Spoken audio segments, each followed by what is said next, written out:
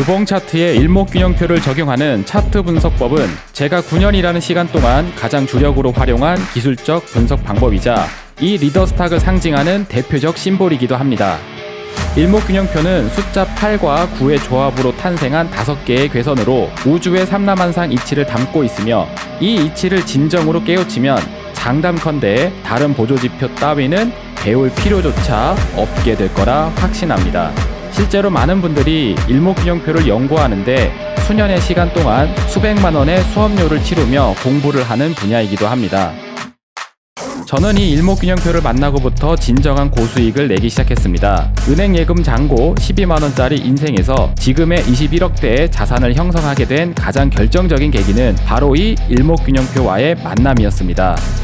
그래서 저는 오늘 토요 강좌 시간에 제 인생을 바꿔준 지표 일목균형표의 기본 원리를 핵심만 꾹꾹 눌러 담아 1시간 코스로 진심을 다해 전수해 드리도록 하겠습니다. 부디 이 영상이 여러분들의 투자 인생에 큰 깨달음을 선사할 수 있길 바라겠습니다. 그럼 지금부터 일목균형표 1시간 마스터 시작하겠습니다.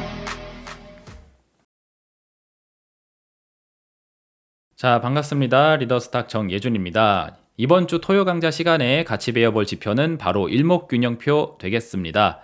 제 투자 인생에 있어서 그야말로 로또와 같은 지표이다 라고 볼 수 있는데, 제가 한 번씩 여러분들에게 보여드리고 있는 바로 이 선물 투자 계좌 있죠. 이 계좌를 만드는 데 있어서도 일목균형표가 굉장히 큰 역할을 해줬고, 방송 서두에 말씀드렸던 대로 저는 정말 거지와 다를 거 없는 은행 잔고에 정말 한 12만 원 정도 찍혀 있었던 인생에서 지금까지 오게 되었는데, 그 초기에는 제가 전문가로 일을 하게 되면서 부자분들의 자산을 불려드리는 데 있어서 많은 시간을 할애를 했습니다.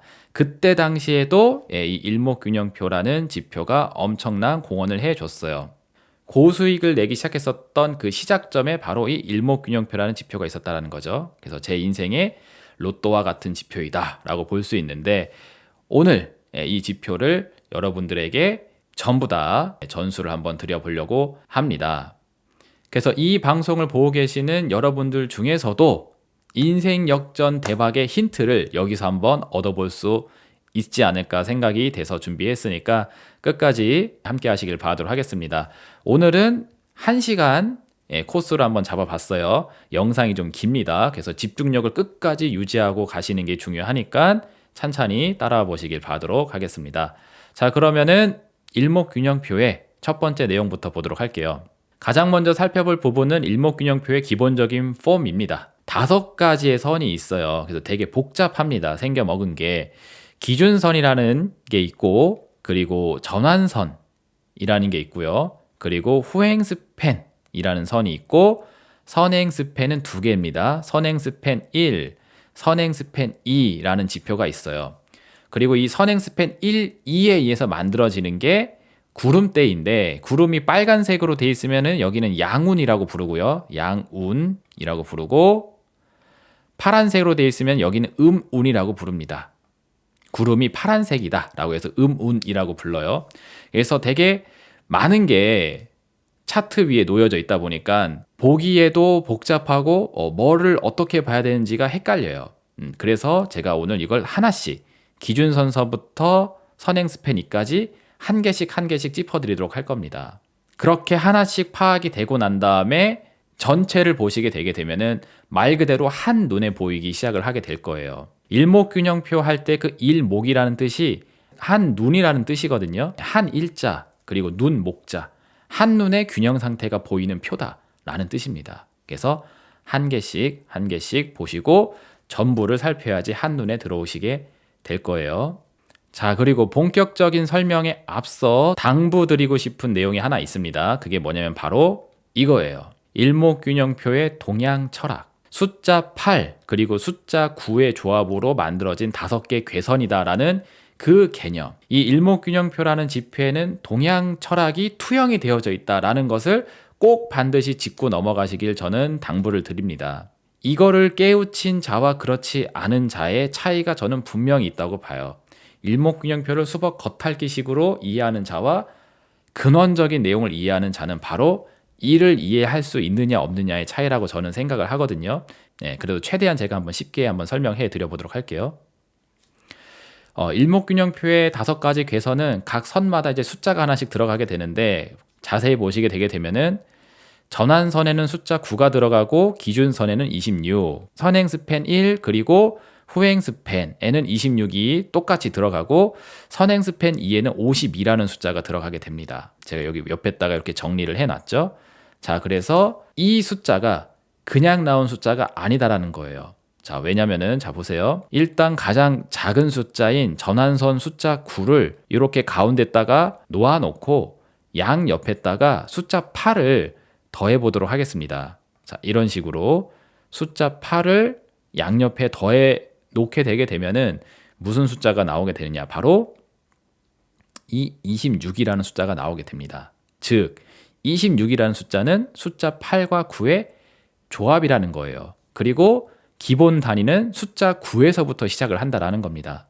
그리고 이렇게 나온 26이라는 숫자에다가 곱하기 2를 하게 되게 되면은 총 52라는 숫자가 나오게 됩니다. 그래서 52라는 숫자 역시도 분해를 해서 보게 되면은 결국 숫자 8과 9의 조합으로 되어져 있다는 거죠.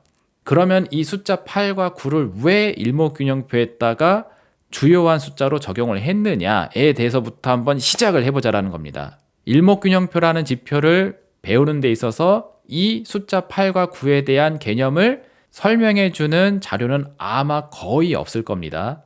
근데 저는 이 개념 도출이 아주 중요하다고 여기는 사람이에요. 자, 왜 그런지 다음 화면 보시면서 설명해 드려보도록 할게요. 동양 철학에서 숫자 8의 개념은 굉장히 중요합니다. 여러분들 태극기에서도 우리 건곤감리라고 해서 8궤를 보게 되죠. 그게 풀 버전이 지금 왼쪽에 보고 계신 요 화면이거든요. 그래서 사방, 팔방 이런 표현 많이 하고 뭐 팔방민 이런 표현 많이 하죠. 말 그대로 8개의 방위는 모든 방향성을 다 뜻하는 겁니다. 모든 걸 다 뜻한다는 뜻이에요. 그리고 한편으로는 돌고 돌아서 다시 제자리로 돌아간다는 회귀성 또한 가지고 있습니다. 말이 좀 복잡한데 최대한 쉽게 설명을 해드리면은 동양 철학에서는 음과 양의 조합에 대한 부분을 굉장히 중요시 여깁니다. 그래서 이 8개 안에도 음과 양이 있어요. 그래서 이렇게 짝대기 하나로 되어 있는 게 플러스 양이고 짝대기 2개로 쪼개져 있는 게 마이너스 음입니다. 그리고 동양 철학에서는 또 숫자 3을 굉장히 신성시 여깁니다. 우리 뭐 정반 합 할 때도 3을 쓰고 인생은 3세판이다 하면서 3번의 기회는 줘야 된다 이런 이야기 많이 하죠. 그게 그냥 나온 내용이 아닙니다. 이 8궤가 도출되는 개념에서도 이 원리가 적용이 되게 되는데 우리 수학 시간 때 확률 배웠던 걸 잠깐 떠올려 보세요. 이 3개의 빈 슬롯이 있습니다. 3번의 기회를 주는 거예요. 3세판 3번의 기회를 주는데 거기서 첫 번째 판에서 양 혹은 2개 중에 하나를 놓을 수 있는 기회, 그리고 두 번째 판에서 플러스 혹은 마이너스를 둘 수 있는 기회, 그리고 세 번째 판에서 플러스 혹은 마이너스를 둘 수 있는 기회. 이렇게 하면은 양음 2개, 여기도 양음 2개, 양음 2개 해서 모든 경우의 수를 구하라 하면 이걸 다 곱해야 되죠. 그래서 2 곱하기 2 곱하기 2, 2의 3승이죠. 그러면 총 8이 나옵니다. 그래서 음과 양의 조합을 3개의 빈 슬롯에다가 놓아놓고 그 모든 경우의 수를 펼쳐놓은 게 바로 요거라고요. 모든 경우의 수가 다 들어가져 있습니다. 그거를 사방, 팔방에다가 다 배치를 해놓고 이 중심을 기점으로 해서 모든 면, 동그랗게 모든 면을 다 총칭할 수 있는 개념이 도출이 되는 겁니다. 다소 내용이 좀 심오하게 생각될 수 있기 때문에 요걸 조금 편하게 우리 일상생활 쪽으로 한번 좀 끌고 와 보도록 하겠습니다. 제가 요 8개에다가 점을 한번 찍어 보도록 할게요. 이런 식으로 가운데에다가 중심점을 찍어 놓고 8개 방면, 그쵸? 총 8개 방면에다가 점을 배치를 해 놓게 되면은 총 점의 개수가 9개가 또 나오게 됩니다. 이따가 숫자 9에 대해서도 한번 살펴보도록 할 텐데 사방 8방의 중심까지 놓게 되면은 총 9개 점이 나와요. 그리고 이 점을 이런 식으로 한번 이어보시게 되게 되면은 우리가 절이나 어떤 뭐 사찰 이런 데서 보게 되면은 흔히 만나는 문양 한 번씩 보셨을 겁니다. 예, 불교에서 많이 쓰는 상징이죠. 예, 이게 만자인데 이 만이라는 심볼이 여기서부터 도출된 개념이라고 보셔도 무방해요. 그래서 동양 철학에서 숫자 8이 그만큼 많은 의미를 가지고 있다는 겁니다. 이것을 또 다르게 보게 되면은 이렇게도 가능합니다.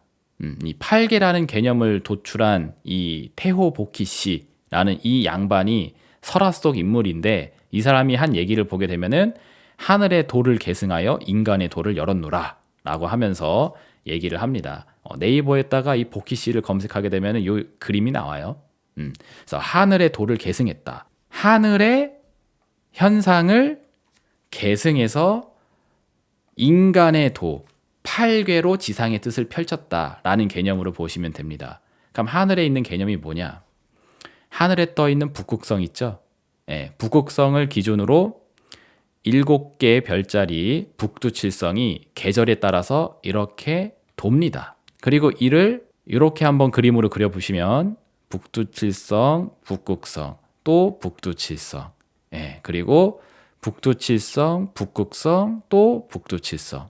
이렇게 놓게 보면 또 아까 전에 보셨던 만자가 옆으로 뒤집어져 있는 형태의 문양이 또 나오게 돼요. 그래서 돌고 돌아서 결국 제자리라는 개념, 그리고 아까 전에 보셨던 사방, 팔방에 대한 개념을 수비학적으로 표현하게 되었을 때 숫자 8이 그런 의미를 갖고 있다라는 겁니다. 그래서 동양 철학에서 이 숫자 8이 갖고 있는 의미를 이해를 하시고 이 동양 철학에서부터 나온 일목균형표에 들어가는 그 숫자가 어떤 개념에서 도출이 됐는지에 대한 이해력을 가지고서 접근을 해야 된다는 뜻이에요.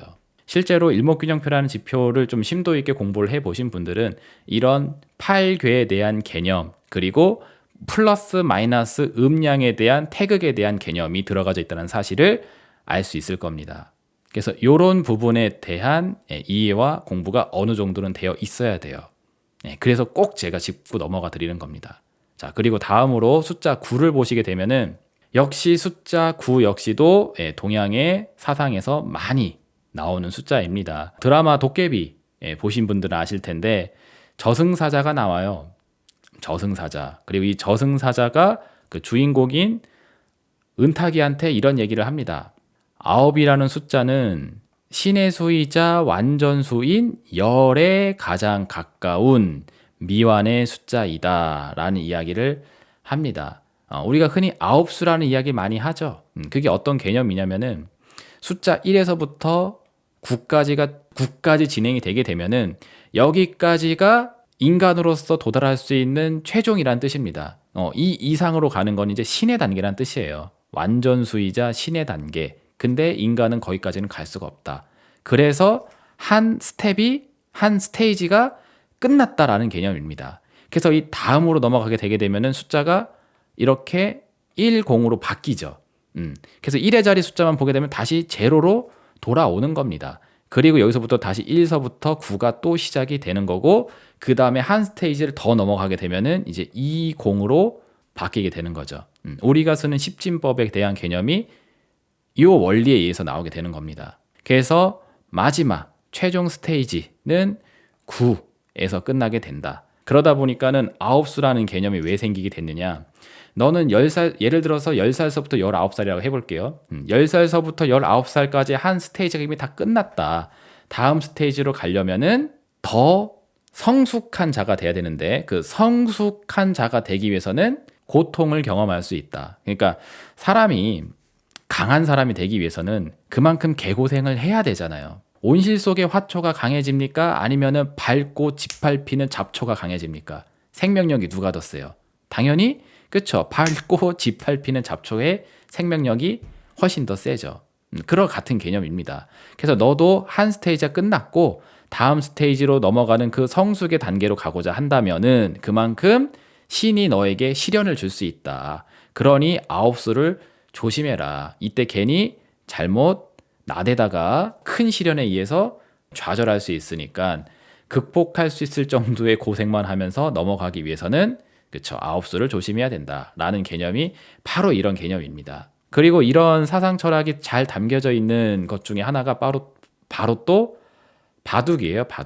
바둑에도 보게 되면은 최고의 단수가 9단입니다. 9단. 10단은 없어요. 인간으로서 갈 수 있는 최고수의 단계는 9단까지만 허락을 한다라고 하면서 세계에서 바둑을 가장 잘 둔다 하는 사람에게도 9단까지만 단수를 허락을 하게 됩니다. 그래서 동양 철학에서는 이 9라는 숫자가 최종 단계, 지금 내가 경험하고 있는 스테이지의 최종 단계이자 한편으로는 넥스트 스텝으로 넘어갈 수 있는 초입에 해당되는 단계이기도 해요. 끝이자 시작이라는 개념이 있다는 거죠. 주식시장도 상승이 닿으면 하락이 있고 하락이 닿으면 상승이 있을 텐데 상승의 끝이자 하락의 시작, 이런 개념. 또 하락의 끝이자 상승의 시작, 이런 개념이 숫자 9와 관련이 돼 있다는 거죠. 그렇기 때문에 기술적인 흐름의 변곡점을 찾는 데 있어서도 숫자 9라는 수비학적 개념이 굉장히 중요하다라는 겁니다. 그렇기 때문에 숫자 8과 9의 조합으로서 만들어진 일목균형표의 원리의 배경이 이런 식의 동양 사상을 갖고 있다는 것에서부터 시작을 하셔야지 제대로 된 이해를 볼 수 있다는 거죠. 조금 더 숫자 9에 대해서 심도 있게 들어가 보게 되면은 수비학적 개념을 한번 또 보실 수가 있습니다. 우리가 구구단을 많이 외우잖아요. 그쵸? 구구단을 외울 때 9 이름 9서부터 9 곱하기 10까지 이렇게 쭉 나열을 해놓고 각각의 숫자를 읽어보시게 되게 되면은 또 재미있는 규칙성이 나오게 돼요. 요 10의 자리 숫자를 읽어보시게 되게 되면은 0, 1, 2, 3, 4, 5, 6, 7, 8, 9로 한 바퀴가 다 돕니다. 자, 그리고 나서 1의 자리 숫자를 뒤에서부터 앞으로 읽어보시게 되게 되면은 여기 0, 1, 2, 3, 4, 5, 6, 7, 8, 9로 다시 올라가는 걸 볼 수가 있어요. 그래서 0, 1, 2, 3, 4, 5, 6, 7, 8, 9 끝나면 다시 0, 1, 2, 3, 4, 5, 6, 7, 8, 9 해서 한 바퀴가 계속 순환하는 형태의 모습을 가지고 있다는 것을 볼 수가 있습니다. 재미난 거 하나 또 있어요. 숫자 9에다가 1부터 9까지 아무 숫자를 하나 떠올려 보세요. 그리고 그것을 한번 더해 보세요. 예를 들어서 6을 떠올렸다 하게 되면은 6을 더해 보세요. 이 X 자리에다 6을 넣어 보시라는 이야기입니다. 그럼 숫자가 뭐가 나오죠? 9 더하기 6은 15가 나오죠. 그쵸? 그리고 이 각각의 숫자 10의 자리 숫자와 1의 자리 숫자를 더해 1 더하기 5가 나오죠. 그러면 숫자 6으로 또 나오게 됩니다. 즉, 이 X에 해당되는 숫자가 다시 나와요. 마치 숫자 9가 0 같은 느낌. 6에다가 9를 더 넣어봤더니 결국 다시 6이 나와버리는 이런 현상이 나오게 됩니다. 7 한번 해볼까요? 7 해도 똑같습니다. 숫자 7을 넣으면은 16이 나오죠. 16도 각자리수 더해보세요. 그럼 다시 7이 나오죠. 더 신기한 건 바로 요 밑에 있는 도형입니다. 삼각형을 그려놨는데 삼각형의 내각의 합을 보시게 되게 되면은 여기 60도, 60도, 180도가 나오죠. 그래서 이 180도에 또 각자리수를 더하게 되면은 1 더하기 8 더하기 0입니다. 그러면은 숫자 9가 나와요. 그쵸? 이것을 사각형으로 해봐도 똑같습니다. 사각형의 내각의 합은 90도, 90도, 90도, 90도. 그래서 9, 4, 36. 360도가 나오죠. 360도에 각자리수를 또 다 더해보세요. 3 더하기 6 더하기 0 하면 또 9가 나옵니다. 이거를 또 오각형으로 간다 하면 오각형으로 가면은 각 내각의 합은 540도예요. 하나가 108도거든요. 108 하면 또 떠오르는 108번뇌, 108배. 불교에서 이야기하는 동양 철학에서 이야기하는 108이라는 숫자가 또 나오게 되죠. 부처님의 제자는 5명. 오각형도 5개의 각도, 그리고 이 5개의 각에 의해서 만들어지는 오방성, 별도 이렇게 그려지게 됩니다. 아무튼 수비학적으로 굉장히 의미 있는 숫자 중에 하나가 또 108도인데 이 108도의 개념은 오각형에서 나오게 됐고 오각형의 내각의 합은 540도예요. 이것을 다 더하면은 5 더하기 4는 또 9가 되게 됩니다. 굉장히 많이 있어요. 근데 오늘 뭐 이거 하루 종일 하다 보면 끝이 없으니까 요 정도만 보여드리고 넘어가도록 하겠습니다. 자, 그래서 육각형, 칠각형, 팔각형, 구각형, 십각형, 11각형, 12각형, 13각형 무한대로 계속해도 계속 9가 떨어지는 거를 확인해 볼 수 있어요. 시간이 많으시다 하시는 분들은 한번 끝까지 해보시길 바라도록 하겠습니다. 밤새 하셔도 계속 9를 만나게 되실 겁니다. 자, 그리고 이렇게 각을 계속 넓혀 나가다 보게 되면 결국 각이 없는 이렇게 동그란 원 상태가 되게 될 텐데, 자, 그래서 이렇게 원을 가지고 와봤어요. 그래서 원을 한 바퀴 돌려서 내각을 보게 되면은 또 360도가 나오게 되죠.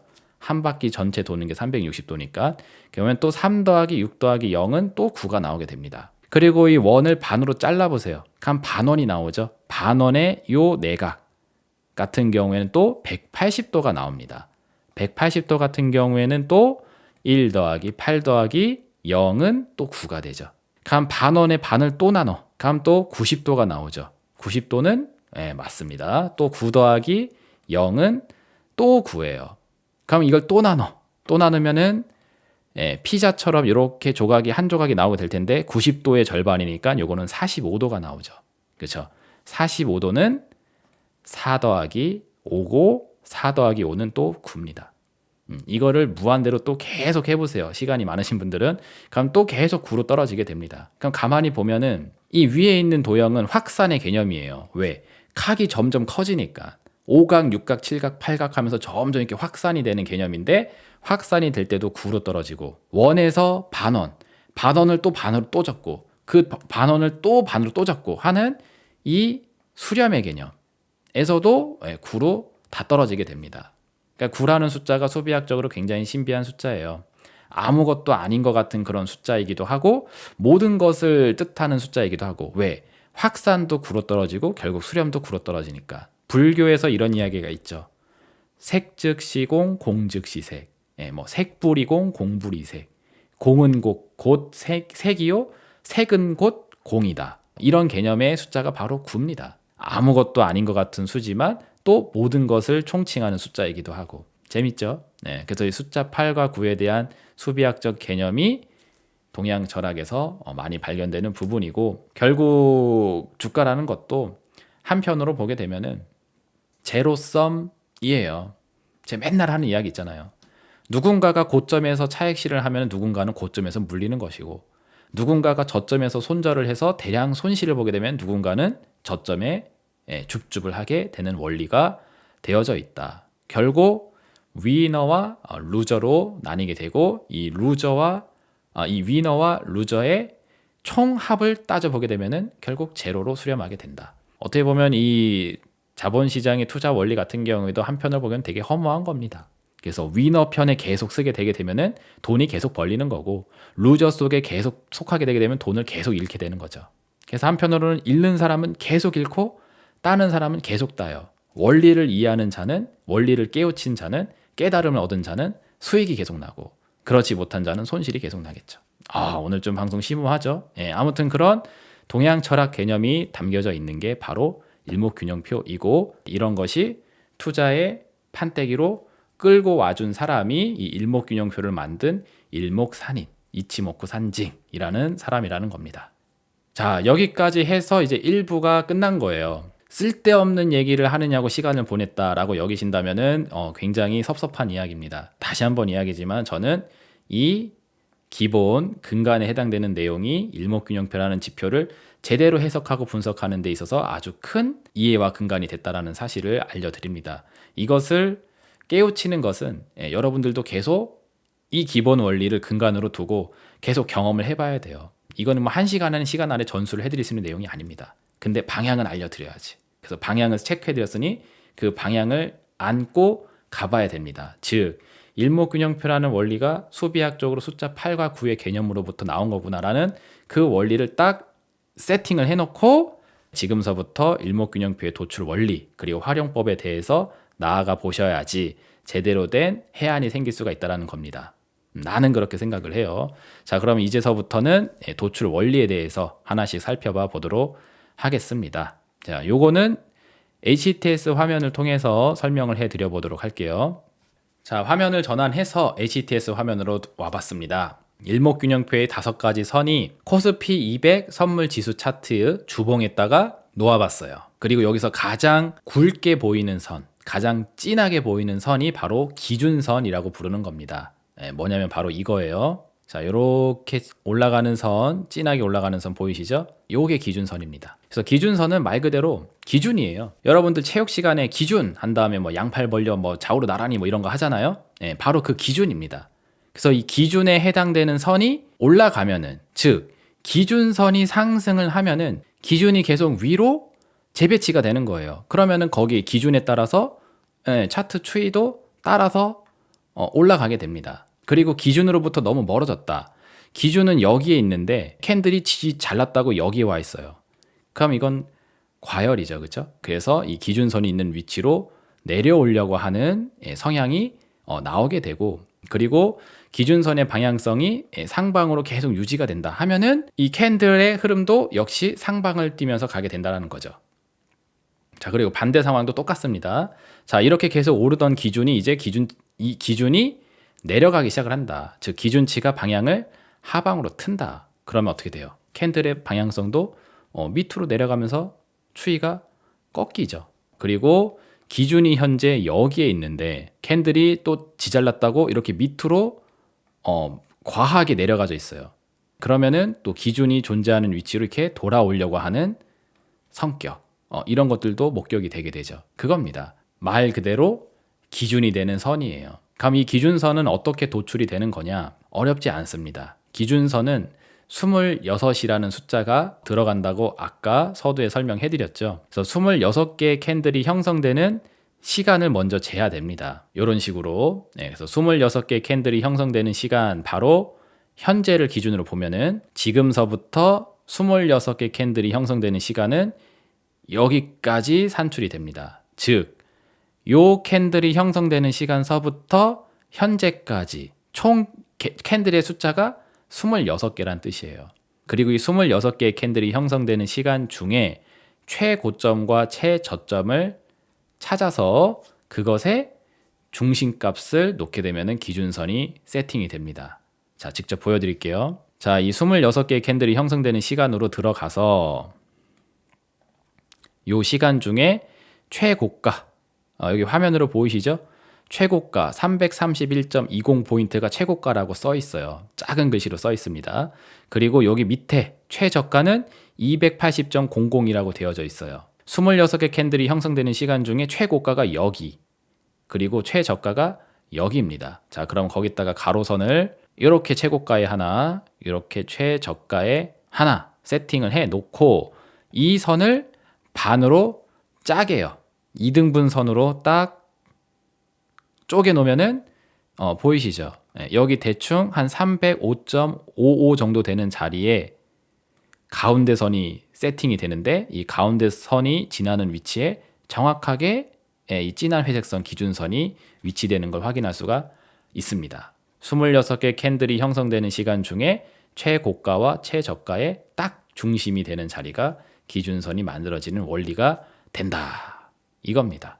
자, 그러면은 현재 코스피 200 선물 지수 차트 기준으로 현재 기준선의 위치가 어떤 상태인지를 잠깐 보고 가도록 할게요. 지금 보시면은 요때 2021년도 9월, 10월이죠. 9월, 10월 정도 되는 자리입니다. 자, 이때서부터 계속 오르기만 했었던 기준이 내려오기 시작을 했어요. 확인되시죠? 기준치가 계속 올라가는 시간이었다가 이제 이때를 기점으로는 기준선이 내려오기 시작을 했다는 겁니다. 그리고 나서 현재까지 보시면은 기준선은 단 한 차례도 올라간 이력이 없어요. 떨어지기만 했지. 가만히 있거나 떨어지거나, 가만히 있거나 떨어지거나, 그쵸? 올라간 적은 단 한 차례도 없어요. 계속 떨어지거나 가만히 있거나 하면서 여기까지 와 있는 겁니다. 그래서 기준선을 기준으로 보았을 때 아직 코스피 200 선물 지수는 방향을 상방으로 튼 이력이 안 나왔어요. 근데 많은 사람들이 지금 이 자리가 바닥이지 않겠느냐, 이런 이야기들을 많이 하죠. 왜?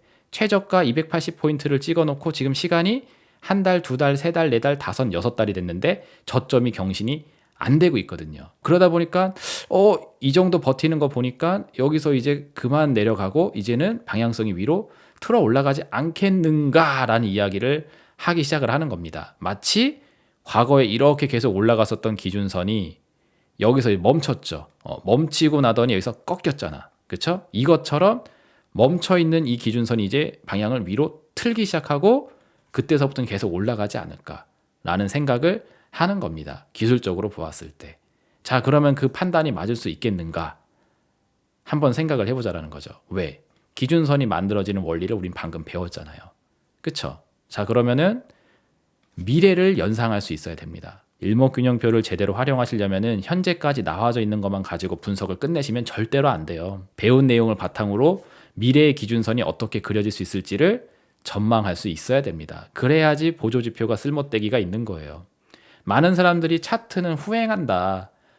이미 다 지나간 거 가지고 그려지는 게 차트이다 하면서 의미가 없는 거라고 생각을 하는데 그거는 본인이 공부를 더럽게 조금 해놓고 다 아는 척을 하기 때문에 그런 겁니다. 절대로 기술적인 지표는 후행성 지표가 아니에요. 만들어지는 원리를 바탕으로 미래를 전망할 수 있습니다. 시나리오를 그려볼 수 있다고요.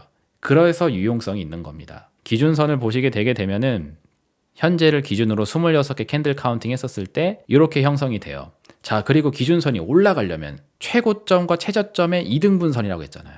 그러면은 최고점 값이 올라간다든지 혹은 최저점 값이 올라간다든지 하면은 기준선의 흐름이 변화할 수 있겠죠. 자, 다시 최고점과 최저점이 아까 전에 말씀드렸던 이 자리에서 그대로 고정이 되어져 있는다. 여기서 안 변한다. 그러면 기준선은 가만히 있겠죠. 자, 근데 만약에 최저점이 이렇게 올라가지고 최고점이 이렇게 올라가준다 하면은 요거의 이등분선도 올라갈 거 아니에요. 그럼 기준선이 상승하겠죠. 자, 무슨 얘기인지 이해되시죠? 이건 이 정도도 이해 안 된다 하시면 곤란합니다. 자, 그러면은 앞으로 시간은 앞으로만 흐를 텐데 그러면 앞으로 흐르는 시간 중에 저점이 올라갈 수 있는 상황 혹은 고점이 올라올 수 있는 상황이 있는지를 예상해 보면 되잖아요. 자, 그럼 한번 볼게요. 26개 캔들 카운팅 해놓고 최저가가 지금 280.00 여기에 찍혀 있습니다. 자, 근데 시간이 한 칸, 두 칸, 세 칸, 네 칸 이렇게 지나면은 이게 주봉이니까 4주 뒤죠. 4주 뒤에 이렇게 26개 캔들 카운팅이 된다고 한번 해볼게요. 자, 그러면은 최저점이 280.00이었던 게 바뀔 수 있습니다. 어디로? 여기. 요 캔들의 저점, 요 아래 꼬리 보이시죠? 요 지점으로 이렇게 올라가 줄 수가 있어요. 그러면은 최저가 기준이 살짝 올라가게 됩니다. 그러면은 만약에 최고가가 그대로 픽스가 된다고 치고 여기에 고정이 된다고 치고 최저가가 살짝 올라갔으니까 요거의 이등분선을 재게 되면은 기준선이 미약하긴 하지만 아주 살짝 올라갈 수가 있어요. 근데 이거 올라갔다고 해서 크게 의미 부여하기는 좀 힘들죠. 왜냐하면 그래봤자 최저가가 여기에서 이만큼 올라갔는데 이게 뭐 얼마나 의미가 있겠어요. 그렇죠?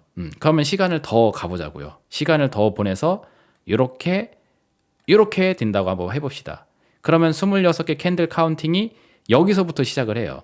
그리고 만약에 고점이 여기서 픽스가 돼 있다고 한번 생각해 봅시다. 그럼 저점이 또 살짝 올라가 주죠. 얼마로? 요 캔들이 형성되는 여기 아래 꼬리 최저점. 그죠? 여기로 이렇게 살짝 올라가게 돼요. 최저점이 여기서 세팅이 된다고요.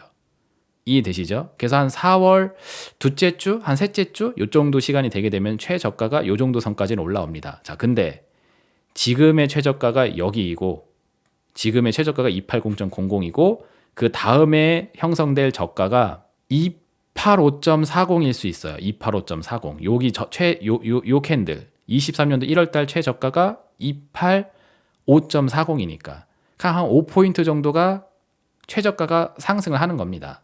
그리고 나서 시간이 이만큼 지나도 최저가는 이 자리로 세팅이 고정이 돼요. 얘가 저점을 경신하지 않는 이상. 그쵸? 이게 무슨 말인지 이해가 확실히 돼야 돼요. 안 되면 다시 돌려보기 해서 보시길 바라도록 하겠습니다. 그래서 여기가 고정이 될 예정입니다. 그러니까 어때요? 최저가 280에서 아무리 저점이 위로 갱신돼봤자 앞으로 갈 수 있는 공간은 요 정도밖에 안 됩니다. 이번 상반기 안에는 저점 경신이 올라가봤자 이 정도밖에 안 된다고요. 그러니까 기준선을 위로 확 끌어올릴 수 있는 조건에 저점이 위로 올라가면서 갈 수 있는 것은 생각을 할 수가 없습니다. 적어도 이번 연도 상반기까지는. 자, 그러면 저점이 위로 올라가면서 기준선이 올라갈 수 있는 원리는 이제 글러 먹었습니다. 자, 그러면 답은 뭐밖에 없다? 고점이 위로 갱신되면서, 이 최고점이 위로 갱신되면서 기준선을 끌어올리면은 그거는 의미 부여를 할 수가 있죠. 왜? 만약에 지수 캔들이 여기서 이렇게 올라가서 340포인트를 돌파했다고 한번 해볼게요. 그럼 최고가가 만약에 여기로 찍힌다. 그러면 최저가 여기, 최고가 여기 한 다음에 2등분선을 나누세요. 2등분선을 나누게 되면은 어때?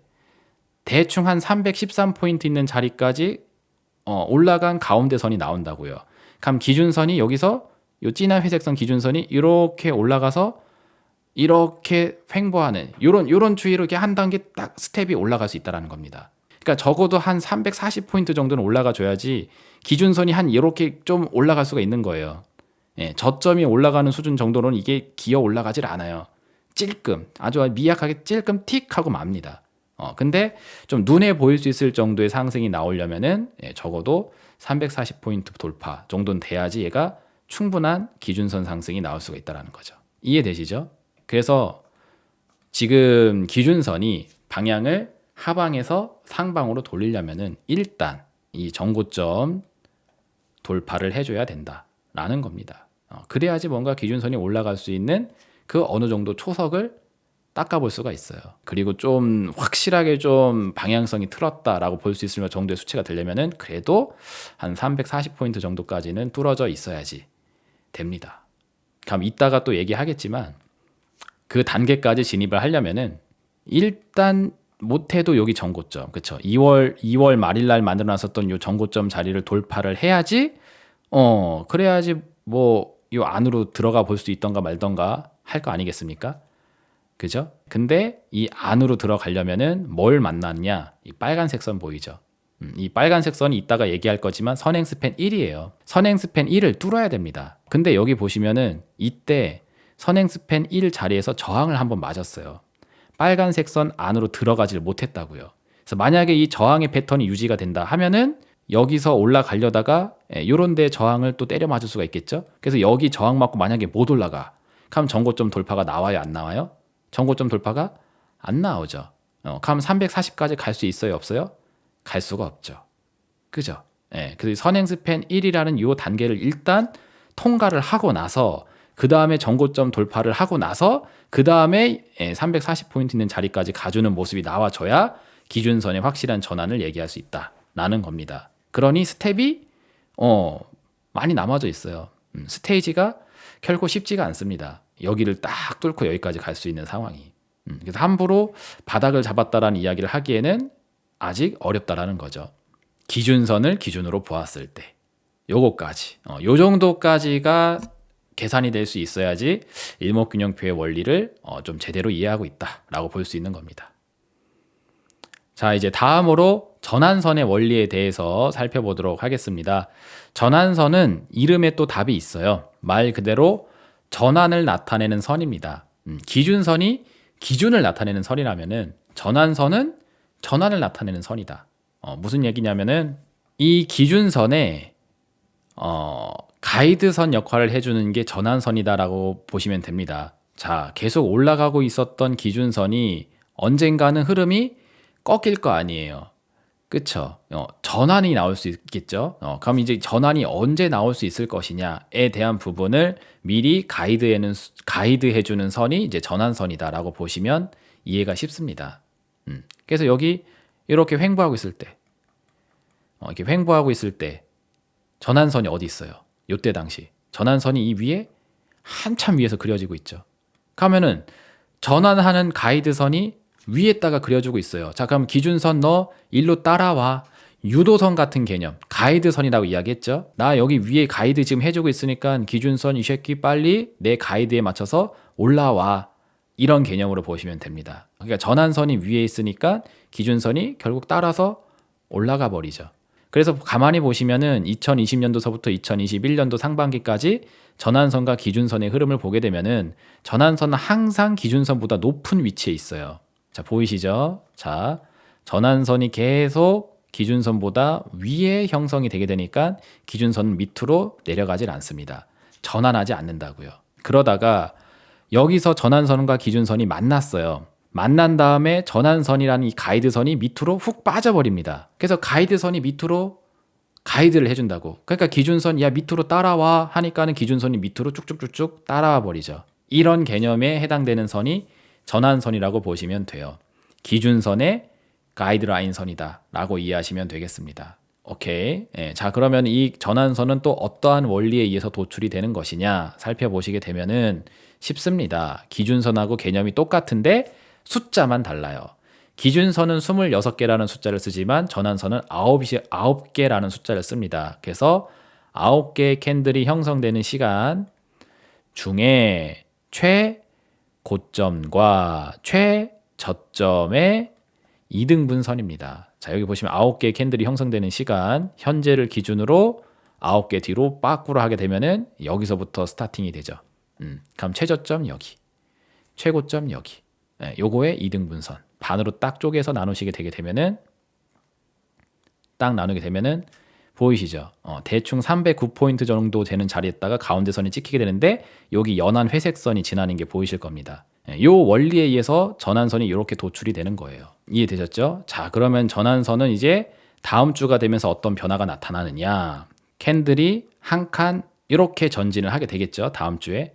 그러면은 카운팅이 여기서부터 카운팅이 되게 됩니다. 자, 그러면 최저점이 어떻게 돼요? 여기가 최저점이었는데 9개 캔들 카운팅의 순서가 앞으로 당겨지게 되니까 최저점이 이 위로 확 올라가게 됩니다. 그럼 요거의 이등분선. 요거의 이등분선 요걸로 반으로 쫙 짜게요. 그러면은 대충 한 319포인트 정도 되는 자리가 나오죠. 여기까지 전환선이 올라가게 될 겁니다. 100%의 확률로 넘어가요. 왜냐하면 전환선이 만들어지는 원리를 알고 있으니까. 차트가 그려지기 전에 다음 주에 전환선이 어떻게 만들어질지가 이렇게 그림이 그려지는 거라고요. 거의 100% 확률이라고 할 수 있는 게 왜 그러냐면은 이 고점이 갱신되거나 저점이 갱신돼야지 이 가운데 선의 위치가 바뀔 텐데 뭐 내일 아침 하루가 돼서 갑자기 얘가 시가가 여기서 출발하거나 여기서 출발하거나 하진 않을 거란 말이에요. 그렇기 때문에 다음 주가 되었을 때 최고점과 최저점은 자연스럽게 이렇게 픽스 고정이 되게 됩니다. 그러다가 만약에 얘가 주봉 종가가 다음 주에 이렇게 내려가 버린다. 그러면은 이제 뭐 다시 전환선이 내려오겠죠. 저점이 밑으로 갱신이 되니까. 하지만 내일 당장은 이 안에서 시작할 확률이 거의 100%이기 때문에 전환선은 반드시 이렇게 올라가져 있는 상태가 될 거란 말이에요. 자, 그럼 이런 생각을 할 수가 있어요. 자, 보세요. 그동안에는 이 전환선 가이드선이 항상 기준선보다 아래에 있었다는 이야기입니다. 근데 여기서 만났네? 그러더니 가이드선인 전환선이 이렇게 위로 훅 올라가 버려요. 그러면 이거 기준선 올라오라고 미리 그려주는 가이드선이 상승해 버리니까 이거 기준선도 조만간 올라갈 수 있는 거 아닌가요? 라는 생각을 할 수 있어요. 요새 기술적인 지표들이 다 요런 식입니다. 그러니까 사람들이 자꾸 여기가 바닥이다. 이제 뭐 하락이 끝났다. 이제 방향이 상방으로 돌아가는 거다. 라는 이야기가 팽배하게 나오고 있는 겁니다. 물론 저는 여기에 대해서 별로 동의하진 않아요. 스탁마켓 나우 시간을 통해서 설명해 드렸는데 그거는 이제 그때 얘기하고 오늘은 일목균형표만 보는 시간이니까 일목균형표만 기준으로 설명을 해 드릴게요. 그래서 아무튼 전환선은 다음 주에 이렇게 반드시 올라가게 돼요. 그럼 이런 상승이 나오게 되었을 때 그럼 여기에 의미 부여를 많이 할 수 있는가에 대한 부분을 또 살펴봐야 될 텐데 결론부터 말씀드리면은 아닙니다. 자, 왜 그러느냐? 자, 보세요. 전환선이 다음 주 이렇게 올라온다고 해볼게요. 자, 근데 이번 주 캔들 종가가 여기서 끝났습니다. 다음 주에 뭐 갭상승을 하면서 시작을 한다고 해도 뭐 전환선 있는 자리 근처에서 시작을 하겠죠. 그리고 만약에 또 이 빨간색 선을 못 뚫는다. 그러면은 여기에 저항을 받는다. 그러면 결국 또 내려온단 말이에요. 내려와서 음봉이 생겨버리잖아요. 그쵸? 만약에 음봉이 생겨버린다. 그러니까 캔들이 전환선 위를 타고 여기를 뚫고 올라가 줘야지 이게 의미가 있을 수가 있는데 그걸 실패한다. 실패한다 하게 되면은 결국 전환선 아래로 캔들이 내려오게 될 겁니다. 그래서 내려오게 되잖아요. 그래서 만약에 여기서 만약 음봉이 하나 이렇게 생긴다고 한번 가정을 해볼게요. 그래서 음봉이 이렇게 생겨버리면은 문제가 뭐냐면 최저점이 여기예요. 지금 최저점이 여기인데 시간이 앞으로 한 칸 또 지나가죠. 자, 시간이 한 칸 앞으로 이렇게 지나갑니다. 그러면 최저가가 이렇게 올라가요. 왜냐하면 여기서부터 카운팅이 되니까 최저가가 지금 요 캔들의 최저가 여기잖아요. 지금 기준으로. 근데 만약에 이번 주 캔들이 이렇게 음봉이 된다. 그러면은 다음 주에 최저가가 여기로 경신이 된다고요. 예, 그래서 고점은 여기에 픽스가 되는데 저점이 밑으로 경신이 되면은 전환선은 또 내려와. 그러니까 이렇게 일시적으로 훅 올라갔다가 캔들이 계속 당겨주면서 전고점을 뚫고 이렇게 가줘야지 전환선도 여기서 유지가 될 텐데, 혹은 이걸 뚫어주게 되면 더 올라가겠죠, 그죠? 이게 될 텐데 여기에 이 선에 가로막혀가지고 여기를 못 뚫어버린다. 그래서 음봉으로 전환이 된다 하면은 저점이 갱신이 돼버립니다. 이해되시나요? 자, 이렇게 되게 되면 잘 보세요. 또 한 주가 지나요. 그리고 또 한 주가 지나. 그럼 어떻게 되죠? 만약에 전고점을 뚫지 못하게 된다 하면은 최고점이 이제 이 아래로 내려옵니다. 그리고 한 주가 또 지나요. 그리고 나서 고점이 이때도 경신이 안 된다. 그러면 한 칸 이렇게 또 내려옵니다. 즉 전환선을 만드는 이 최고점의 기준이 한 칸씩 내려오게 된다고요. 그러니까 여기 뚫는 게 굉장히 중요한 거예요.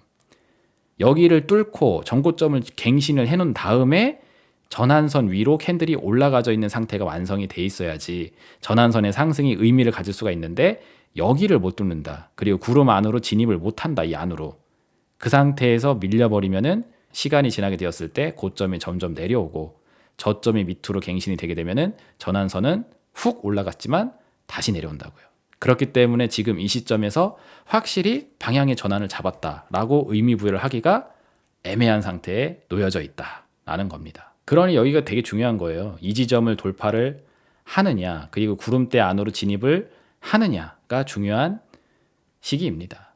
이거를 못하는 한 아무짝에 쓸모가 없다라는 거죠. 자, 그래서 여기까지 해서 전환선에 대해서 알아봤고, 자, 다음으로는 후행 스팬 보도록 하겠습니다. 거의 다 끝나가요. 집중력 유지하시길 바라도록 하겠습니다. 너무 힘들면 잠깐 쉬었다가 다시 보시기 하시길 바라도록 하겠습니다. 자, 후행 스팬은 역시 이름에 답이 있습니다. 뒤 후자에다가 단일 행자를 써서 뒤에서 따라오는 선이에요. 뒤에서 따라오는 선. 그래서 요 분홍색 선이 후행 스팬인데 어디에 끝나져 있는지를 보게 되면은 여기서 끝나져 있습니다. 선이. 그쵸? 여기 뒤에서 캔들은 현재 위치가 여기 있는데 후행 스팬은 여기 뒤에서 끝나 있어요. 그럼 이건 어떻게 또 만들어지는 거냐? 후행 스팬은 26이라는 숫자가 들어가게 됩니다. 그래서 현재 위치에서 26이라는 캔들 카운팅을 딱 해놓게 되면은 정확히 후행 스팬이 여기서 딱 끝납니다. 그리고 후행 스팬이 형성되어 있는 위치에다가 가로선을 딱 그어 놓으시게 되면은, 여기에다 가로선을 딱 그어 놓게 되면은 현재 종가에 딱 맞나요. 즉 후행 스팬은 현 시점의 종가를 26개 캔들 뒤에다가 돌려놓은 겁니다. 그러니까 보세요. 여기 종가, 여기 종가, 요 각 캔들의 종가 있죠? 요 각각의 캔들의 종가에다가 점을 찍어요. 이렇게. 이 캔들의 종가에다가 점을 찍고 그 다음에 이걸 선으로 이어버려요. 선으로 이렇게 이은 다음에 이 선을 26개 캔들 뒤로 돌려놓으면은 요 흐름이 똑같이 이렇게 똑같이 형성이 되는 겁니다.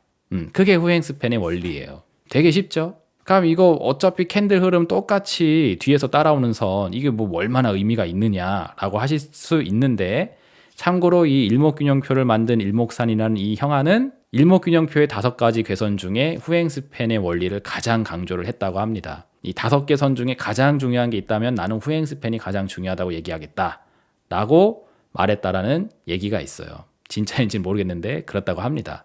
근데 실제 관련 공부를 해보시게 되면은 그런 생각을 가질만 해요. 굉장히 중요합니다. 왜냐면은 변곡점을 굉장히 잘 잡아주거든요. 무슨 얘기냐? 올라갔다가 떨어졌던 시절로 돌아가 보시면 됩니다. 즉 후행 스팬이 요때 당시 후행스팬이 위에 있다가 아래로 떨어졌던 시기. 자, 캔들이 여기 있죠. 후행스팬이 여기 있죠. 이만큼 이격을 두면서 멀어져 있어요. 그러다가 시간이 지나서 요 시기, 후행스팬이 캔들 아래로 팍 쳐박는 시기, 이때가 리얼타임으로 환산하면은 요때이죠, 요때. 예, 이 캔들이 확 꺾여 버리면서 방향을 밑으로 틀게 되니까 요거에 26개 캔들 뒤에서 뒤따라오는 후행스팬도 같이 꺾여 버렸단 말이에요. 그러면서 이 뒤에 따라오는 후행스팬이 캔들 위에서 놀다가 이 캔들 아래로 확 처박히는 상황이 나오게 된 겁니다. 그때가 언제냐? 21년도 8월이에요. 그리고 이때를 기점으로 추세가 꺾입니다. 캔들이 기준선 위로 못 올라가요. 그러더니 방향이 아래쪽으로 계속 잡히기 시작을 해온 겁니다. 이 시간 동안 기준선이 계속 밑으로만 떨어지고 올라가지 못했던 거고, 후행스팬이 캔들 아래로 처박혀게 됐었던 이 시점서부터 이 큰 그림이 바뀌기 시작했던 거예요. 그동안에 유지했던 상승의 흐름이 여기서 꺾이게 된 겁니다. 그게 21년도 8월이라고요. 제가 곧버스를 관심 종목에 넣어놓읍시다 했었을 때가 7월이고 8월 달에 지수가 30% 이상 6개월 이상 하락할 걸로 전망이 된다 했었을 때, 주식119 당시에서 말씀드렸을 때, 그때가 요거라고요. 그때 맞춰가지고 저는 이제 파생상품 선물 매도 거래 시작을 했던 거고, 방송 서두에 말씀드렸던 그 계좌가 여기서부터 시작을 한 겁니다. 9천만 원 가지고 시작한 거예요. 9천만 원. 그게 이제 16억, 17억까지 갔다가 지금 이제 12억까지 온 겁니다. 수익률로 치게 되면 뭐 1200%가 넘어가죠. 근데 그 시작이 뭐였다? 후행스팬의 캔들 이탈. 여기서부터 시작이었다고요. 그래서 이렇게 지표는 얘기를 해주고 있었습니다. 그리고 이게 기술적으로 또 어떤 의미가 있느냐? 이 지수 흐름이 이때 당시에 이렇게 왔다 갔다 하면서 종가가 그대로 뒤로 이렇게 따라왔겠죠. 근데 만약에 여기서 이렇게 움직이던 지수가 방향을 이렇게 위로 틀어서 이렇게 올라갔다라고 한번 해볼게요. 그러면 후행스팬이 어떻게 그려질까? 자, 얘가 여기서 이렇게 움직이는 게 26개 뒤에서 그대로 따라왔다 하면 얘도 이렇게 움직이던 게 여기서 방향을 이렇게 틀어서 올라가겠죠. 그럼 어떻게 돼요? 후행스팬 여기 있죠. 캔들 밑에 있죠. 맞나 안 맞나? 안 만나죠. 정배열 상태가 유지가 된다고요.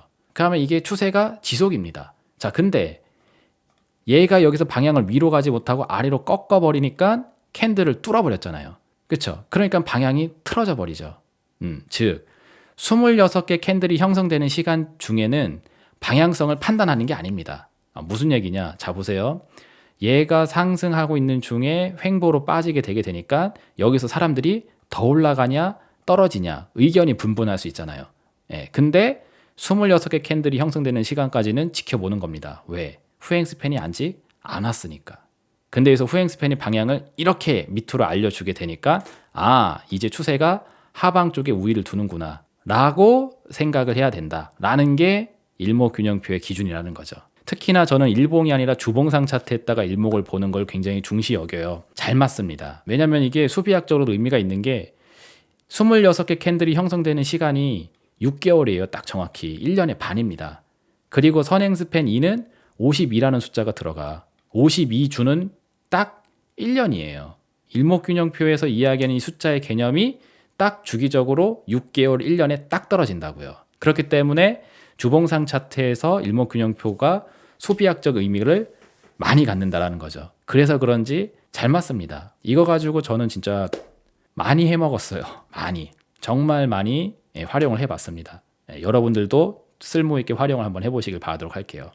아무튼 6개월이라는 시간, 수행스팬이 캔들을 건드리느냐 아니면은 현상을 유지하느냐에 대한 26개 캔들 형성 시간까지는 판단하지 않고 보류하는 겁니다. 자, 그러면 지금으로 돌아와서 후행스팬의 위치를 한번 또 보세요. 보게 되면은 지금 캔들 안으로 들어올까 말까 하고 있는 상태입니다. 거의 똑같이 움직이고 있죠. 이렇게 흐름이. 만약에 얘가 캔들 흐름이 이렇게 횡보를 하고 있다. 그리고 후행스팬이 여기서 이렇게 빵 꺾어줬다. 그래서 캔들은 여기 있고 후행스팬 여기 있다. 그러면은 기술적으로 엄청난 의미를 갖겠죠. 근데 지금은 여기서 와리가리를 이렇게 하고 있어요. 거기에 맞춰서 후행스팬도 이렇게 흔들리고 있습니다. 그렇기 때문에 확실하게 이 후행스팬이 캔들을 제꼈다, 뚫었다라고 볼 만한 상황이 안 돼. 애매합니다. 왜? 지금 현재 위치에서 이렇게 간다고 한번 해볼게요. 가만히. 그럼 추후에 얘를 만나. 얘를 만나면은 여기서 이렇게 또 꺾인단 말이에요. 네, 여기를 돌파를 못하면. 그러면 후행 스팬이 또 캔들 아래로 또 처박히는 형국이 되게 됩니다. 그래서 확실하게 방향을 잡으려면은 또 마찬가지로 얘가 여기를 또 뚫어야 돼요. 왜? 얘가 여기를 뚫어서 이렇게 올라가 줘야지 이 방향에 맞춰서 26개 캔들 뒤로 후행 스팬도 방향을 이렇게 틀 거 아니에요. 이렇게 상방으로. 그렇죠? 그게 여기 안 걸리겠지. 어설프게 있다가는 여기에 걸린다고요. 그래서 어설프게 있다가 이렇게 걸려서 이렇게 밑으로 박힌다. 그러면 후행 스팬이 또 캔들 아래에서 놀고 있는 형국이 되게 됩니다. 이해되셨죠? 그래서 후행 스팬과 캔들 간의 이격이 확실하게 벌어져야 얘가 방향이 바뀌었구나. 그리고 이 26개의 캔들이 형성되는 시간 중에 방향을 얘가 틀어졌구나. 그래서 방향이 바뀌었구나 라고 할 수 있을 텐데 지금은 캔들의 흐름을 보란 듯이 지금 따라서 움직이고 있는 수준입니다. 확실한 전환이 나오려면은 이 자리를 다 뚫어줘야 돼요, 얘가. 그래야지 후행 스팬 위치가 이렇게 올라서게 될 테니까. 그래서 이것도 아직 완성형이 안 된다라고 볼 수 있겠습니다. 힘들죠? 저도 힘들어요. 지금 말하면서 기빨리는데 다 왔어. 진짜 다 왔어. 이제 선행 스팬만 보면 끝납니다. 자, 선행 스팬은 선행 스팬 1과 선행 스팬 2 두 가지로 나눌 수 있는데요. 선행 스팬 1부터 보도록 할게요. 선행 스팬 1은 이 빨간색 선입니다. 빨간색 선. 자, 요거 만들어지는 원리는 조금 복잡할 수 있어. 왜? 선이 2개 들어가거든요. 26개의 선 하나, 그리고 9개 선 하나가 들어갑니다. 근데 이걸 제가 최대한 쉽게 설명해 드릴게요. 전환선이 9개 캔들이었고 기준선이 26개 캔들이었죠. 그래서 전환선이 만들어지는 원리와 기준선이 만들어지는 원리를 지금까지 봤어요. 자, 그래서 전환선이 형성되는 자리에다가 선을 끊고 지금 현재 기준으로, 그리고 기준선이 형성되는 자리에다가 가로선을 끊습니다. 그 다음에 이거를 반으로 나눠요. 이 사이를. 너무 얇죠? 너무 얇지만 이 얇은 이 선을 반으로 나눠. 여기를 이렇게. 그러면은 여기 빨간색 선 지나는 자리에서 딱 걸리죠. 그죠? 이게 선행 스팬이 만들어지는 원리예요. 그래서 지금은 이 전환선하고 기준선의 이격이 굉장히 좁기 때문에 이렇게 세밀하게 봐야지 보이는 거고, 만약에 전환선하고 기준선이 멀어져 있다 하면은 좀 더 이 공간이 쉽게 보이겠죠. 자, 눈에 띌 수 있는 지역을 사례로 한번 보도록 할게요. 예를 들어서 요 시점, 요 캔들이 형성되는 시점에 보시면은 얘는 기준선이 형성되어 있는 위치 여기랑 요 지점, 여기랑 전환선이 형성되어 있는 지점 여기 연한색 회색선 여기 지나는 위치가 거리가 멀어져 있죠. 그래서 요런 데는 2등분선으로 이렇게 딱 나눠. 2등분선으로 나눈 다음에 요 가운데 지나는 선 있죠.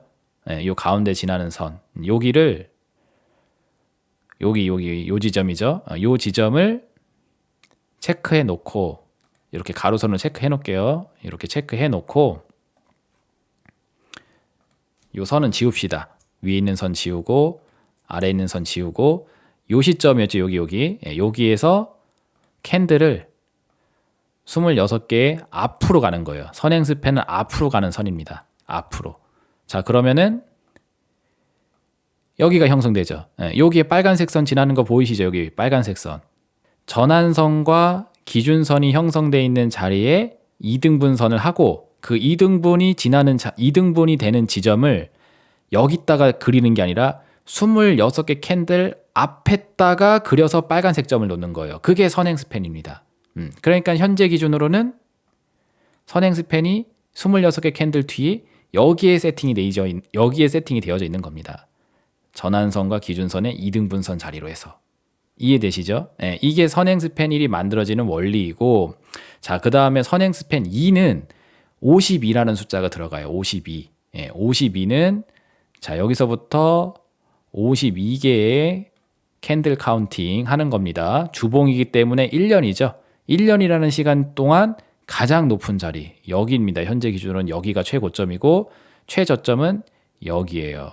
그래서 요거의 2등분선 요거를 반으로 나눕니다. 요거를 반으로 나눠버리세요. 그리고 현재 시점이 여기니까 여기에서 26개 캔들 앞으로 앞으로 가는 겁니다. 26개 캔들 앞으로 가면은 그쵸, 여기 파란색 선이 지나는 자리에 딱 맞물릴 거예요. 이렇게 그려지는 선이 선행 스팬 2입니다. 52개의 캔들 카운팅 하면서 최고점과 최저점에 2등분 지점을 26개 캔들 앞으로 보내버리는 거. 자, 그래서 선행 스팬 1과 선행 스팬 2에 의해서 만들어지는 게 뭐냐면은 구름대입니다. 구름대. 그래서 요게 파란색 구름대여서 이게 운이라고 부르는 거고, 그리고 요 앞에는 빨간색 구름이 있어요. 빨간색 구름은 구름대이긴 구름대인데 빨간색 구름이어서 얘는 양운이라고 부르는 겁니다. 그럼 어쩔 때 양운이고 어쩔 때 음운이냐 보시면은 빨간색 선이 위에 있고 파란색 선이 아래에 있을 때, 즉 선행 1이 위에 있고 선행 2가 아래에 있을 때는 빨간색 양운이 되고, 거꾸로 선행 2가 위에 있고 선행 1이 아래에 있죠. 여기 보시면 선행 1이 아래에 있을 때는, 그쵸, 그럴 때는 음운이 되는 거예요. 선행 1은 26개 캔들이고 선행 2는 52개 캔들입니다. 길이가 뭐가 더 길어요? 선행 2가 길죠. 그죠? 그래서 이게 약간 장기 이평선 같은 개념이라고 보시면 돼. 그래서 장기 이평선이 위에 있고 단기가 아래에 있으니까 역배열이죠. 역배열일 때는 음운. 이해되셨죠? 그리고 선행 1이 빠른 거, 단기가 위에 있고 선행 2가 느린 거, 장기가 밑에 있어. 그럼 정배열이죠. 정배열일 때는 양운. 그래서 양운일 때는 상승 추세, 음운일 때는 하락 추세. 그래서 지금 구름의 색깔은 파란색, 빨간색으로 바뀌었어요? 안 바뀌었어요? 안 바뀌었죠. 그러니 여전히 일목균형표 기준으로는 하락 추세가 ING형이다. 아직 안 바뀌었다라는 거죠. 근데 이렇게 바뀌면은 추세 전환의 신호가 되는 거죠. 자, 근데 이게 언제 나온다? 여기서 나오는 게 아니죠. 어디서 나온다? 26개 캔들 뒤에서 나오는 거죠. 왜? 선행 스팬은 26개 캔들 앞에서 나오는 거니까. 즉 무슨 얘기냐? 자, 요렇게 캔들의 구름대 색깔이 바뀌었을 때, 여기 바뀌기 시작을 했었을 때를 생각을 해보자고. 요때가 언제다? 요때가 여기서 이게 그려지는 게 아니라고 했어요. 선행 스팬은 앞에서 만들어지는 선이니까 언제? 요 시점으로부터 26개 캔들 뒤로 가서 여기, 그죠? 이 시점. 21년도 12월 달입니다.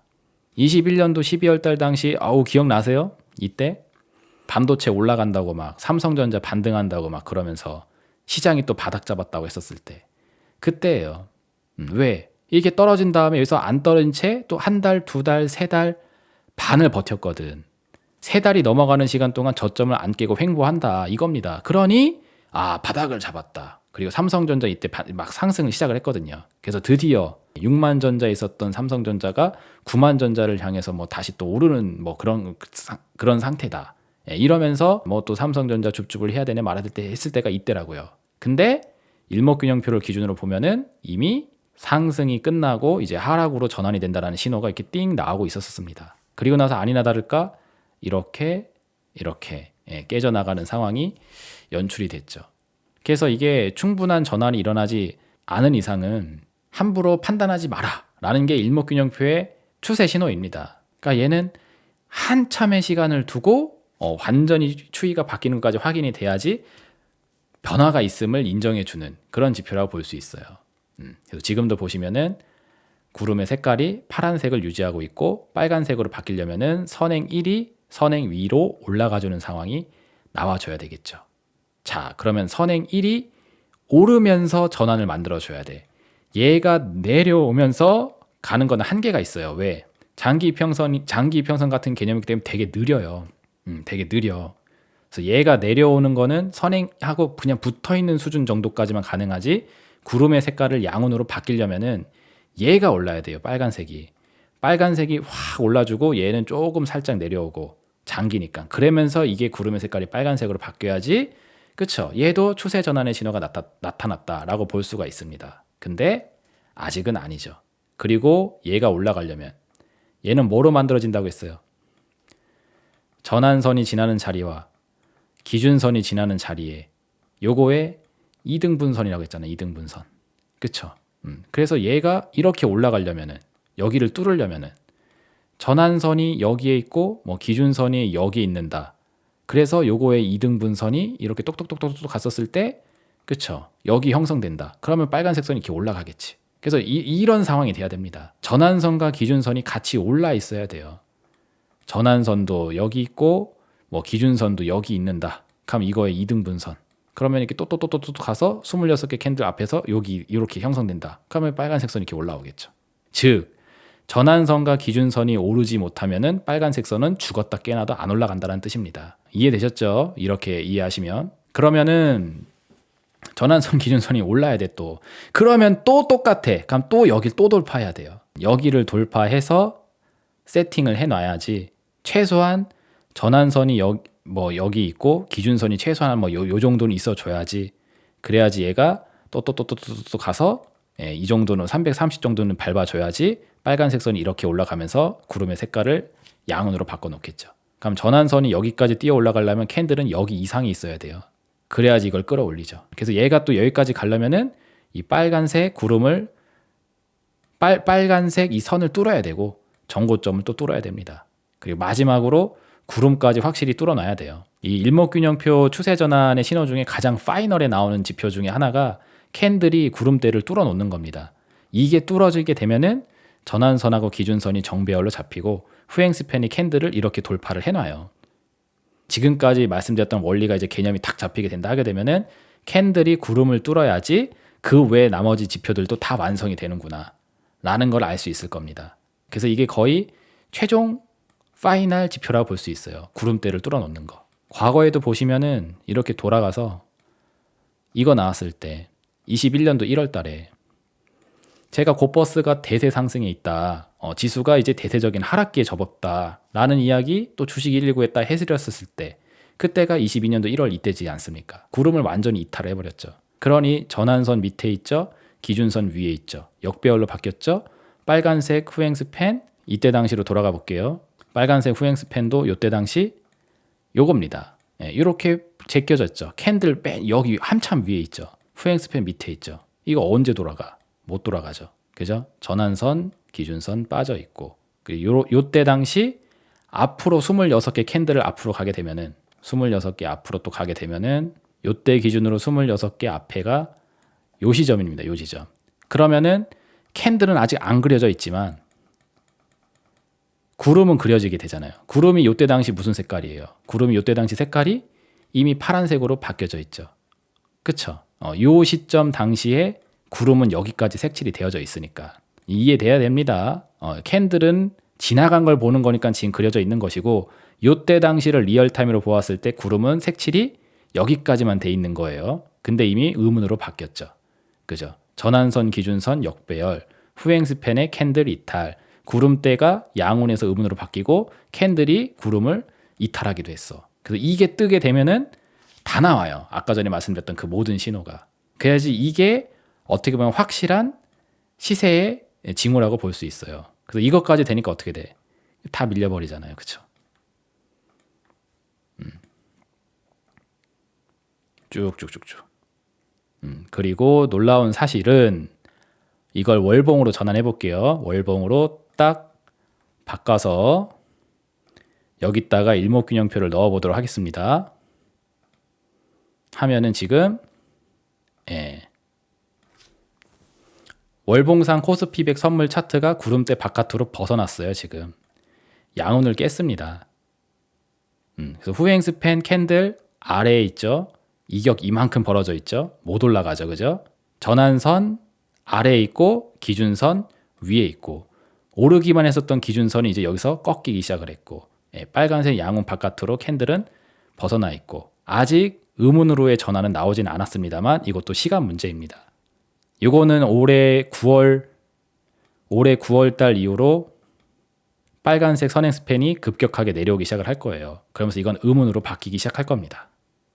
이거 한번 맞춰보세요. 왜 선행 스팬일이 지금으로부터 6개월 뒤 올해 9월 달쯤 되게 되면은 이게 의문으로 바뀌는지 방금 전에 배웠던 내용을 의거해서 한번 요걸 한번 맞춰보시길 바라도록 하겠습니다. 숙제를 한다는 생각을 한번 해보세요. 그래서 이건 사실 뭐 유료 정보인데 저랑 같이 회원 방송을 들으시는 분들에게는 나는 참고로 23년도 하반기를 바라보고 있다라고 이야기를 해드렸습니다.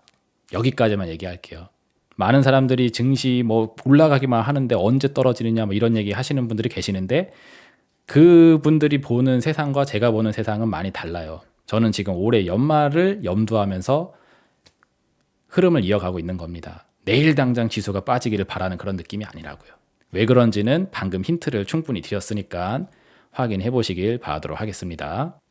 그리고 이제 정리를 한번 하도록 하겠습니다. 일목균형표의 추세 전환 신호 총 5가지에 대해서 정리를 한번 해보도록 할 텐데 아까 전에 배웠던 부분이 바로 요겁니다. 공식으로 정리를 한다 하게 되면 이런 식으로 볼 수 있어요. 캔들이 기준선을 뚫었다든지 전환선하고 기준선에 골든 크로스가 일어난다든지 후행 스팬이 캔들을 돌파한다든지 그리고 캔들이 구름대를 돌파한다든지 그리고 그 구름의 색깔이 음운에서 양운으로 바뀐다든지 하면은 하락 추세에서 상승 추세로의 전환이 일어나는 거다라는 신호로서 이해를 할 수가 있을 것이고 그리고 반대로 기준선이 캔들이 기준선을 하향 이탈한다든지 전환선과 기준선에 데드 크로스가 일어난다든지 후행 스팬이 캔들을 하향 이탈을 한다든지 그리고 캔들이 구름대를 이탈한다든지 그러니까 양운을 이탈하는 거죠. 양운을 이탈한다든지 그리고 양운이 음운으로 바뀐다든지 하면은 상승 추세가 하락 추세로 바뀌는 징후가 되는 거죠. 참고로 코스피백 선물은 월봉상 차트에서 이 5가지 신호가 완성이 되어져 있는 상태입니다. 그러니까 이제 시작이라는 거죠. 월봉상 기준으로는 장기 추세로 보았을 때는. 그러니 저는 21년도 상반기서부터 그러니까 21년도 7월서부터 세팅해 놨었던 증시 하락에 대한 베팅 물량을 전부 다 정리하지 않고 1차 목적은 달성했기 때문에 뭐 10억 이상 되는 건 일단 빼놨고 나머지 해당되는 자금을 가지고 후속 시세를 여전히 계속 보고 있는 겁니다. 아까 전에 계좌 보셨죠? 16억까지 올라갔던 거. 16억까지 올라갔다가 지금 한 12억이에요. 4억이 날라갔다고. 그래도 눈 하나 깜짝 안 하고 또 흐름을 이어보는 겁니다. 왜? 내가 보는 기준에서는 끝이 아니거든요. 큰 그림의 그림으로 보았을 때는 아직 하나가 큰 게 하나 또 남아져 있다라고 보고 있기 때문에 일목균형표가 제 생각에 힘을 실어주고 있는 징후를 보여주고 있습니다.